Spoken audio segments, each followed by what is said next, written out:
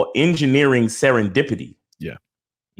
Right. So if you could elaborate on that a little bit, you know what I'm saying, and tell the audience what that's about.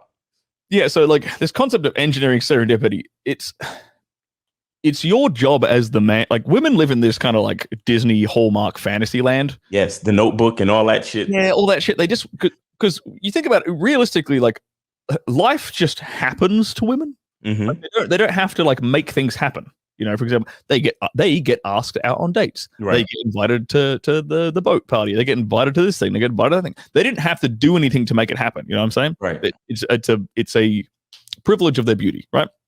And that's fine. You as the man have to engineer it.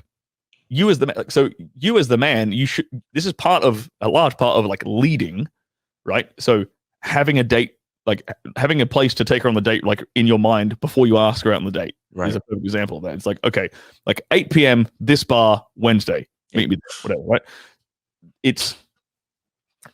And there's even more things you can tie into this idea of engineering serendipity. Is like you want okay. Practical example for you guys. So this is something this is a cheeky little thing that I do on dates. I will always try to find, if I'm walking a girl like back to my place, or even between bars is also another great place to do it. Mm-hmm. I will always try to find like a puddle or some kind of obstacle or barrier or cracks in the road, something that I can pick her up and carry her over. And what I'm doing is I'll carry her like in my arms like this, like you would if you were carrying a bride across the bridal threshold. Yes. Right. I carry them like that. It does a few things for me. It shows her that I'm stronger than her. It shows physical superiority and dominance. Yeah. And it probably puts her brain in that she probably thinks, oh my God, it's like I'm being walked across the bridal threshold. She probably thinks the exact same shit I just said. It makes her think she's being walked and walking across a bridal threshold. I did this completely by accident once, and just the reaction from her after I did it, I was like, it was a positive enough for me to be like, I should try that shit again, and yes. Now I do it deliberately. But that is an example of engineering serendipity. It's like it's you deliberately planning something out so you can evoke a particular response and reaction. Right.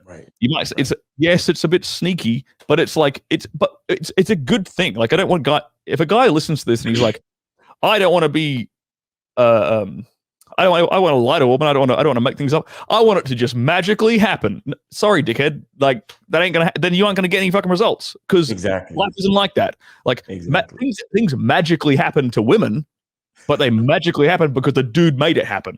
Right. You know what I'm saying? So like stop It's to your benefit to engineer things a certain way so that you get the desired outcome. That is called understanding life. That's called learning life and understanding the world, you know? Yeah. So like for me, you know, I like to get to the spot a few minutes early. Yep. And kind of plot out a seating arrangement. Bingo. So before she gets there, I already know where she's gonna sit. I already know what's gonna happen. You know, things are already set up, and she doesn't necessarily even have to know that I've already, you know what I'm saying. And then sometimes I tell her, be like, hey, already, you know, spotted a little area for us over here. Come on. Yeah. And the thing is, the reason why it's not necessarily a bad thing is because, like you said, that's what women are used to. Yeah. Right. Women are used to shit just kind of being laid out for them. Yeah.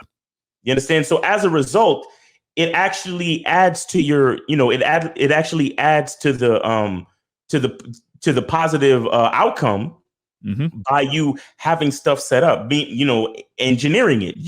Because look, what happens in general is that a lot of guys don't remember that they have to be leaders. They don't remember that they have to kind of be in control of the situation. You understand? Yes. And women, a lot of times, you know, there's a certain energy that they get from things happening to them, but not just things happening to them, but happening to them by your hand. Yeah. You understand what I'm saying? Whether they know it or not, subconsciously or consciously. And then that leads into the possibility of sex. Yes. Right? Because even sex itself, like, you know, when you actually like penetrate a woman and she feels you for the first time, that itself is like a whole other like level of something happening to your body, happening to her that's pleasureful, but it's specific to you.